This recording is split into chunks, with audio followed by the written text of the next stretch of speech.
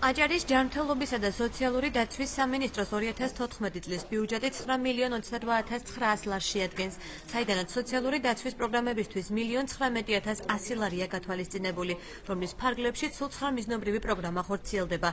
ამათგან 5 ახალია: სკოლიოზით დაავადებული და შეზღუდული შესაძლებლობის მქონე მოზარდთა რეაბილიტაციის, ახალშობილი ტყუპებისა და ომში დაღუპული მეომრების ოჯახების დახმარების პროგრამები. 4 ახალი პროგრამა. Ყოველს უნდა აღნიშნოს სკოლიოზით დაავადებულ ბავშვთა რეაბილიტაციის პროგრამა. გარდა ამისა, წელს დაიწყება განხორციელება ახალშობილი ტყუპების ოჯახებზე ერთჯერადი მატერიალური დახმარების პროგრამის 2008 წელს აგვისტოს მოვლენების დროს და 2012 წელს ავღანეთში განვითარებული მოვლენების შედეგად დაღუპული ოჯახების მატერიალური დახმარების პროგრამა და გარდა ამისა დაემატა კიდევ შეზღუდული შესაძლებლობის სტატუსის მქონე ბავშვების სოციალური ადაპტაციის პროგრამა.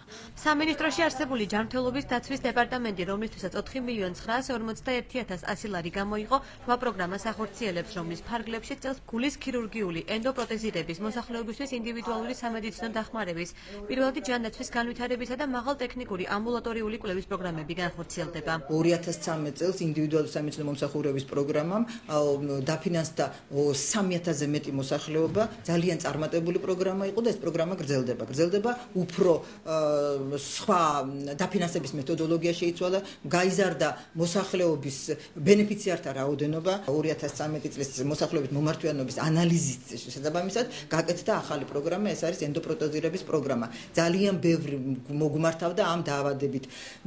საყურადღებო ისიც, რომ ენდოპროტეზირება არაფინანსებს, არც საყოველთაო პროგრამით არ ფინანსირდება. საზოგადოებრივი ჯანდაცვის ცენტრის ბიუჯეტი ორჯერ გაიზარდა და 1.9.700 ლარით განისაზღვრა.